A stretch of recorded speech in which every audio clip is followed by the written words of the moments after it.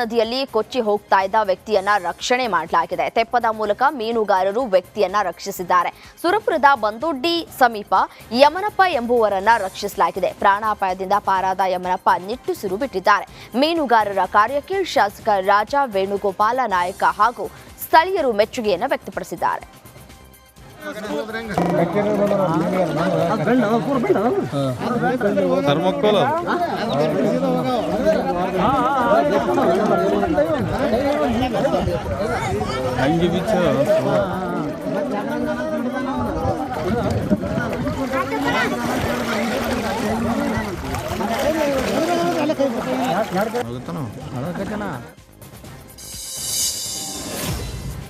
ತುಂಬಿ ತುಳುಕಾಡ್ತಾ ಇರುವಂತಹ ಕಬಿನಿ ಜಲಾಶಯಕ್ಕೆ ಸಿಎಂ ಸಿದ್ದರಾಮಯ್ಯ ಬಾಗಿನ ಸಮರ್ಪಣೆ ಮಾಡಿದ್ದಾರೆ. ಮಧುವಣಗಿತ್ತಿಯಂತೆ ಶೃಂಗಾರಗೊಂಡಿದ್ದ ಕಬಿನಿ ಜಲಾಶಯಕ್ಕೆ ಬೆಳಗ್ಗೆಯಿಂದಲೇ ವಿಶೇಷ ಪೂಜೆಯನ್ನು ಸಲ್ಲಿಕೆ ಮಾಡಲಾಯಿತು. ಅರ್ಚಕ ಕೆವಿ ಭಾಸ್ಕರ್ ನೇತೃತ್ವದಲ್ಲಿ 14 ಬಾಗಿನಗಳಿಗೆ ವಿಶೇಷ ಪೂಜೆ ಸಲ್ಲಿಕೆ ಮಾಡಲಾಗಿದೆ. ಸಿಎಂ ಸಿದ್ದರಾಮಯ್ಯ ಹಾಗೂ ಡಿಸಿಎಂ ಡಿಕೆ ಶಿವಕುಮಾರ್ ಶುಭ ಮುಹೂರ್ತದಲ್ಲಿ ಬಾಗಿನ ಸಮರ್ಪಿಸಿದ್ರು. ಈ ವೇಳೆ ಸಚಿವರಾದ ಡಾಕ್ಟರ್ ಎಚ್.ಸಿ. ಮಹದೇವಪ್ಪ, ಶಾಸಕರಾದ ಅನಿಲ್ ಚಿಕ್ಕಮಾದು, ರವಿಶಂಕರ್, ನರೇಂದ್ರ ಸ್ವಾಮಿ ಉಪಸ್ಥಿತರಿದ್ದರು.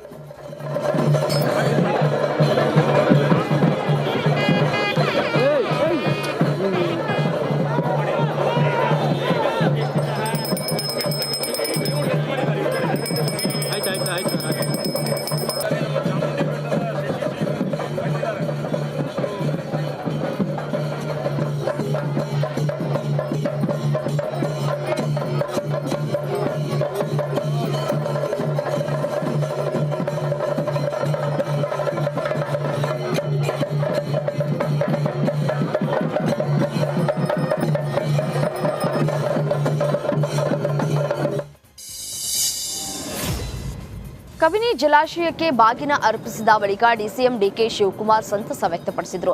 ಕಬಿನಿ ಜಲಾಶಯ ನಮ್ಮೆಲ್ಲರ ಮರ್ಯಾದೆ ಉಳಿಸಿದೆ. ತಮಿಳುನಾಡಿಗೆ ನೀರು ಬಿಡಬೇಕಿತ್ತು. ಜಲಾಶಯ ತುಂಬಿ ಜಲಾಶಯದಿಂದ ನೀರನ್ನು ಬಿಡಲಾಗಿದೆ. ನಾನು ಹಾಗೂ ಸಿಎಂ ಜಲಾಶಯಕ್ಕೆ ಬಾಗಿನ ಅರ್ಪಿಸಿದ್ದೇವೆ. ಕಪಿಲೆ ಮೈದುಂಬಿ ಹರಿತಾ ಇದ್ದಾಳೆ ಅಂತ ಹೇಳಿದ್ರು. ನದಿ ತೀರದ ಜನರಿಗೆ ಎಚ್ಚರಿಕೆ ನೀಡಿದ್ದೇವೆ. ತಮಿಳುನಾಡಿಗೆ ನೀರು ಬಿಟ್ಟಿದ್ದೇವೆ ಅಂದರು. ಆದ್ಮೇಲೆ ನೀರೇ ಬರಲಿಲ್ಲ, ಮಳೆ ಬರಲಿಲ್ಲ ಅಂತೇಳಿ ಬಹಳ ಅಪಪ್ರಚಾರ ಎಲ್ಲ ಮಾಡ್ತಾ ಇದ್ರು.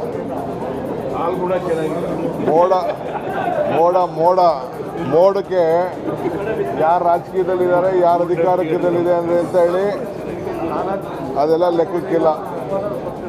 ಇವತ್ತು 1 TMC 1 ದಿನಕ್ಕೆ ಅಂತ ಹೇಳಿದ್ರು.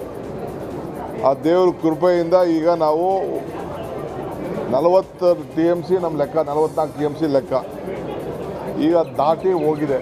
ನಿನ್ನೆ ಸ್ವಲ್ಪ ಮಳೆ ಕಡಿಮೆ ಆಗಿದೆ. ಆದರೂ ನಮ್ಮ ಜನರಿಗೆ, ಅಕ್ಕಪಕ್ಕ ಜನರಿಗೆಲ್ಲ ಎಚ್ಚರಿಕೆಯನ್ನು. ಬಾಗಿನ ದಿವಸ ಬಾಡೂಟ ಆಯೋಜನೆ ಮಾಡುವ ಮೂಲಕ ಸಂಪ್ರದಾಯಕ್ಕೆ ಎಳ್ಳು ನೀರು ಬಿಟ್ಟಂತಾಗಿದೆ. ಬಾಗಿನ ಕಾರ್ಯಕ್ರಮದಲ್ಲಿ ಬಾಡೂಟ ಆಯೋಜನೆ ಮಾಡಿ ಕಾವೇರಿ ನೀರಾವರಿ ನಿಗಮದ ಅಧಿಕಾರಿಗಳು ಎಡವಟ್ಟನ್ನ ಮಾಡಿದ್ದಾರೆ. ಸಿಎಂ ಸಚಿವರು ಹೊರಟ ಬಳಿಕ ಇಲಾಖೆಯ ಅಧಿಕಾರಿಗಳು ಸಂಪ್ರದಾಯ ಮುರಿದು ಕೆಆರ್ಎಸ್ನ ಖಾಸಗಿ ಹೋಟೆಲ್ನಲ್ಲಿ ಭರ್ಜರಿ ಬಾಡೂಟ ಸವಿಸಿದ್ದಾರೆ. ಹಿಂದೆ ಎಂದೂ ಬಾಗಿನ ಸಲ್ಲಿಸಿದ ದಿವಸ ಬಾಡೂಟ ಆಯೋಜಿಸಿದ್ದ ಉದಾಹರಣೆಯೇ ಇಲ್ಲ. ಇದೇ ಮೊದಲ ಬಾರಿಗೆ ಬಾಗಿನ ಸಲ್ಲಿಸಿದ ದಿನ ಬಾಡೂಟ ಆಯೋಜಿಸುವ ಮೂಲಕ ಸಂಪ್ರದಾಯ ಮುರಿದಿದ್ದಾರೆ. ಸನ್ಮಾನ್ಯ ಬಾಗಿನವನ್ನ ಅರ್ಪಿಸಿದ್ದಾರೆ ತಾಯಿ ಕಾವೇರಿಗೆ.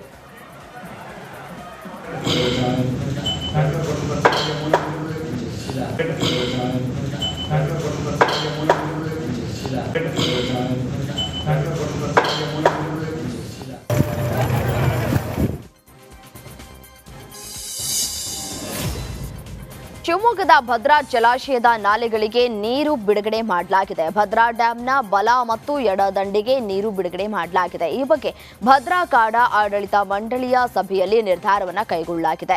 ಜಲಾಶಯ ಭರ್ತಿಯಾಗ್ತಾ ಇರುವ ಹಿನ್ನೆಲೆಯಲ್ಲಿ ಜಲಸಂಪನ್ಮೂಲ ಸಚಿವ ಡಿಕೆ ಶಿವಕುಮಾರ್ ಆಹ್ವಾನಿಸಲು ನಿರ್ಧರಿಸಿದ್ದಾರೆ. ಅಕ್ರಮವಾಗಿ ನೀರು ಎತ್ತುವುದನ್ನು ತಡೆಗಟ್ಟುವುದಕ್ಕೆ ಸೂಚನೆಯನ್ನು ಕೊಟ್ಟಿದ್ದಾರೆ.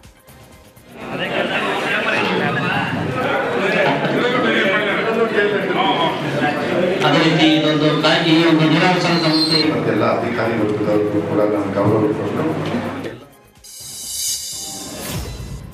ಶಿವಮೊಗ್ಗದಲ್ಲಿ ಮಾಜಿ ಸಭಾಪತಿ ಕಾಗೋಡು ತಿಮ್ಮಪ್ಪ ಅನಾರೋಗ್ಯದಿಂದ ಚಿಕಿತ್ಸೆಯನ್ನು ಪಡೆದುಕೊಳ್ತಾ ಇದ್ದಾರೆ. ಈ ಹಿನ್ನೆಲೆ ಮಾಜಿ ಗೃಹ ಸಚಿವ ಹಾಗೂ ಶಾಸಕ ಅರಗ ಜ್ಞಾನೇಂದ್ರ ಶಿವಮೊಗ್ಗದ ಖಾಸಗಿ ಆಸ್ಪತ್ರೆಗೆ ಭೇಟಿ ನೀಡಿದ್ರು. ಕಾಗೋಡು ತಿಮ್ಮಪ್ಪ ಅವರ ಆರೋಗ್ಯವನ್ನ ವಿಚಾರಿಸಿದ್ದಾರೆ. ಕಾಂಗ್ರೆಸ್ ಪುರಸಭಾ ಸದಸ್ಯ ರವಿ ಕೊಲೆ ಪ್ರಕರಣಕ್ಕೆ ಸಂಬಂಧಪಟ್ಟಂತೆ ಮಾಜಿ ಸಂಸದ ಡಿಕೆ ಸುರೇಶ್ ರವಿ ಮನೆಗೆ ಭೇಟಿಯನ್ನ ನೀಡಿದ್ರು. ಆನೇಕಲ್ ಪಟ್ಟಣದ ಬಹದ್ದೂರ್ಪುರ ನಿವಾಸಕ್ಕೆ ಭೇಟಿಯನ್ನ ಕೊಟ್ಟು ರವಿ ಕುಟುಂಬಸ್ಥರಿಗೆ ಆತ್ಮಸ್ಥೈರ್ಯವನ್ನ ತುಂಬಿದ್ರು.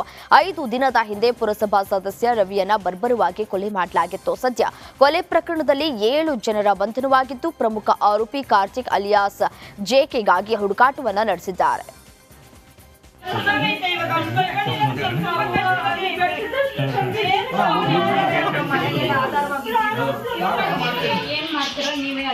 ಸರ್ಕಾರ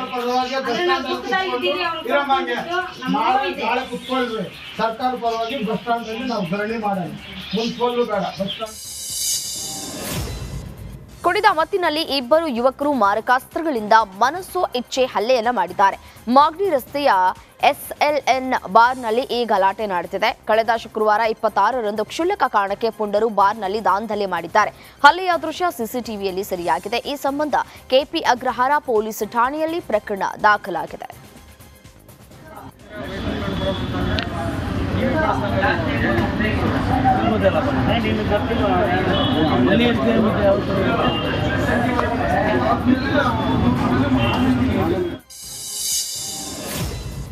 ಕಲಬುರಗಿ DDLR ಮತ್ತು ಸರ್ವೇಯರ್ ಲೋಕ ಬಲೆಗೆ ಬಿದ್ದಿದ್ದಾರೆ. DDLR ಪ್ರವೀಣ್ ಜಾಧವ್, ಸರ್ವೇಯರ್ ಶರಣಗೌಡ 4,50,000 ರೂಪಾಯಿ ಹಣ ಪಡೆಯುವಾಗ ಲೋಕ ಬಲೆಗೆ ಸಿಕ್ಕಿಬಿದ್ದಿದ್ದಾರೆ.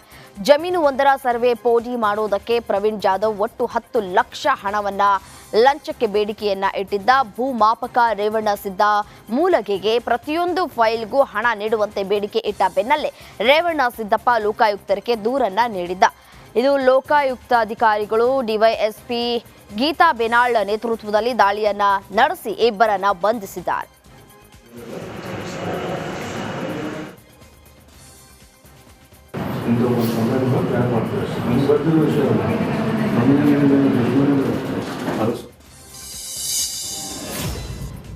ಬಿಸಿಯೂಟ ಸೇವಿಸಿ 40ಕ್ಕೂ ಅಧಿಕ ಶಾಲಾ ಮಕ್ಕಳು ಅಸ್ವಸ್ಥಗೊಂಡ ಘಟನೆ ವಿಜಯನಗರದ ಕೂಡ್ಲಿಗಿ ತಾಲೂಕಿನ ಬಡಲಾರಕು ಗ್ರಾಮದಲ್ಲಿ ನಡೆದಿದೆ. ಸರ್ಕಾರಿ ಕಿರಿಯ ಪ್ರಾಥಮಿಕ ಶಾಲೆಯ ಮಧ್ಯಾಹ್ನದ ಬಿಸಿ ಊಟದಲ್ಲಿ ಹಲ್ಲಿ ಪ್ರತ್ಯಕ್ಷವಾಗಿದೆ. ಹಲ್ಲಿ ಇರುವುದು ಗೊತ್ತಾಗದೆ ಸಿಬ್ಬಂದಿಗಳು ಊಟವನ್ನು ಬೇಯಿಸಿ ಮಕ್ಕಳಿಗೆ ಬಡಿಸಿದ್ದಾರೆ. ಹೀಗಾಗಿ 20ಕ್ಕೂ ಅಧಿಕ ಮಕ್ಕಳಿಗೆ ನಿರಂತರ ವಾಂತಿ ಭೇದಿ ಉಂಟಾಗಿದೆ. ನಂತರ ಮಕ್ಕಳು ಅಸ್ವಸ್ಥ ಆಗ್ತಾ ಇದ್ದಂತೆ ಫೀಲ್ಡ್ಗಿಳಿದ ಶಾಸಕ ಡಾಕ್ಟರ್ ಶ್ರೀನಿವಾಸ್ ಮುಂದೆ ನಿಂತು ಚಿಕಿತ್ಸೆಯನ್ನ ಕೊಡಿಸಿದ್ದಾರೆ.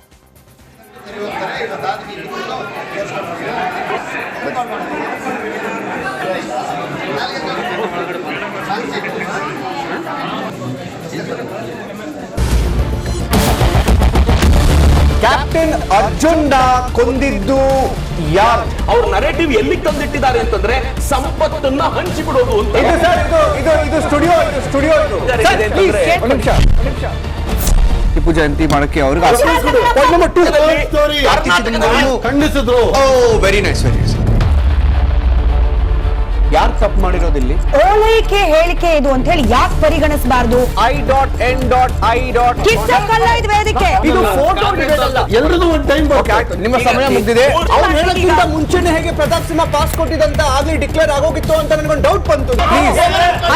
ಸಾಕು ನಿಲ್ಸಿ, ಸಾಕು ನಿಲ್ಸಿ. ಕೆಟ್ಟ ಪದ ಬಳಕೆ ಕಾಂಬಿನೇಷನ್ ಇಟ್ಟಿಲ್ಲ ನಾವಿಲ್ಲಿ.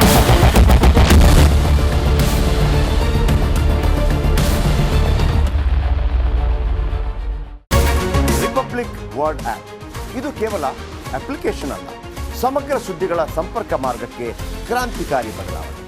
ರಿಪಬ್ಲಿಕ್ ವರ್ಡ್ ಆಪ್ ಕೇವಲ ಸುದ್ದಿ ಅಪ್ಲಿಕೇಶನ್ ಪರಿಚಯಿಸ್ತಾ ಇಲ್ಲ, ಬದಲಾಗಿ ಡಿಜಿಟಲ್ ಸುದ್ದಿ ಬಳಕೆಯ ಹೊಸ ಯುಗಕ್ಕೆ ನಾಂದಿ ಹಾಡ್ತಾ ಇದೆ.